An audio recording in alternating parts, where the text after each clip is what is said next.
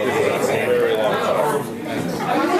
With that type of history, what exactly drew you to the project in the first place? Zach Penn, actually, the creator and the original visionary of the show, contacted me, and we had some good discussion about his vision and what he was hoping to accomplish with the show. And I felt this could be a really interesting challenge. I'd never done this amount of television before, so sort of the nuts and bolts was new to me. A little similar to making a film, but not. The serialization aspect of it is something I hadn't really experienced. Mostly what Zach was sort of pitched to me and inspired me to think about. What do you think brings so special to your role that you were the one that wanted? You'd have to ask them. I don't know. I mean, I feel kind of flattered that they would come to me to do this. I guess so far it's working. No, it is working. I just, everybody gives a different type of spin on a character. Oh, absolutely. Yeah. Every actor. Well, Zach must have seen something. He must have thanks.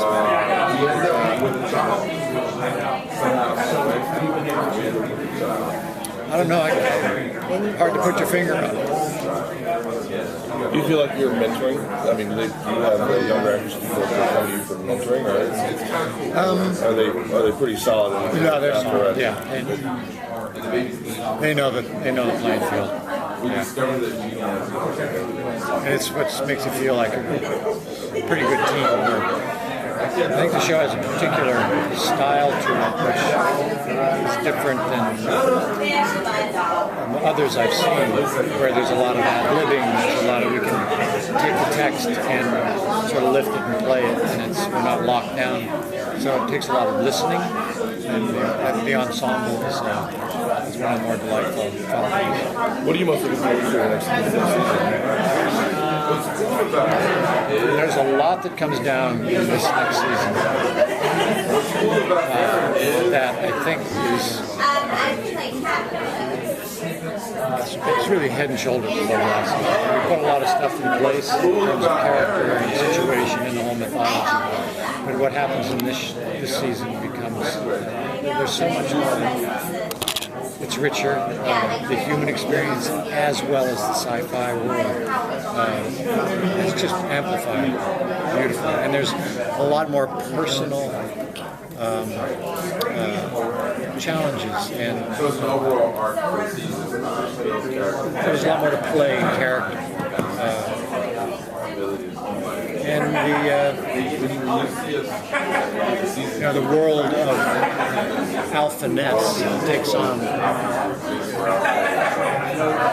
on a lot more, I'm not going to say confusing, but it's a lot more curious. How to, what is an alpha?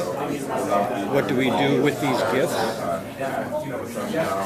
Do we use them? How do we abuse them? A lot of issues are at play, and it's a much richer season.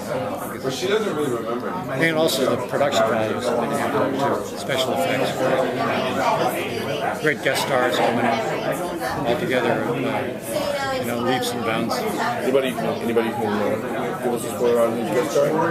Well, Summer Glau comes back. Sean Astin. C. Thomas Howell. Love you, Spider-Man. Last season we saw your daughter. I hear she's coming back. Yes, yeah. Kathleen Monroe. Can you tease us any at all about where that story's going to go? You know the character Mata Hari?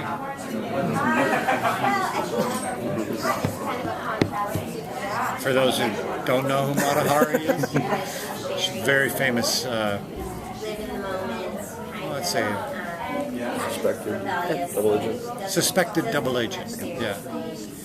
But not only does she apply her alpha skill in very significant ways, the relationship with me, the father-daughter relationship, becomes quite potent. In the first season, it seemed one of the big things was the conflict of wanting to do the research and help people with their abilities, and then also having to do this sort of government. Yeah. Still is a conflict. Okay, so do you think that after coming, the finale with, coming out about the people with abilities on broadcast television, is it more about the fallout of that, or has it been, are you more, again, focused back on how to reconcile the two things after that event? No, it's definitely been a concern, is how do we proceed from after blowing the whistle on everything. He goes to prison for 6 months, 8 months. The team sort of falls apart. They become under the thumb of the DOD. They're doing a lot more police work. Their personal issues have not been dealt with in terms of a doctor-patient thing. So there's a lot of that anxiety in the air. And I'm still concerned with how to play one against the other.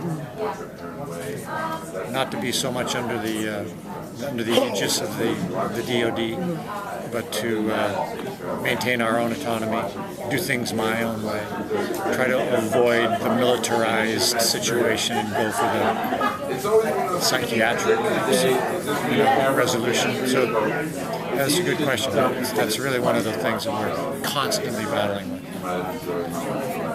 Could you talk about the abuse of power sort of in season 2?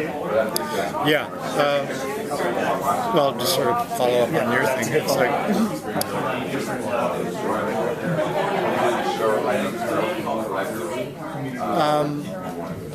parish, which used to be, it's more now the kingdom parish. The term red flag is sort of atrophied a little bit, but parish is becoming more and more militarized. I mean, he does use whatever he can use at his means to create disturbances, to create, I resist calling him a terrorist, but the actions that he takes are violent. So we need something to counter that. The DOD would love to use guns against guns. I resist that. But there are times where you have to make that compromise. The use of my team's abilities sometimes may step over the line as well, to the detriment of their health and well-being, but I need them to get certain things done. So that's a rock and a hard place for Dr. Rowe. And I think it's a wonderful sort of a context to put the use of science in our own world, like drones and, this technology, surveillance, what do we use our science for? Do we allow it to become an arm of our military-industrial complex, or do we use it as for the enhancement of humanity in a better way? So that's a really interesting issue. Guys, we're going to rotate. Thank you. Thanks so much. Thanks a lot.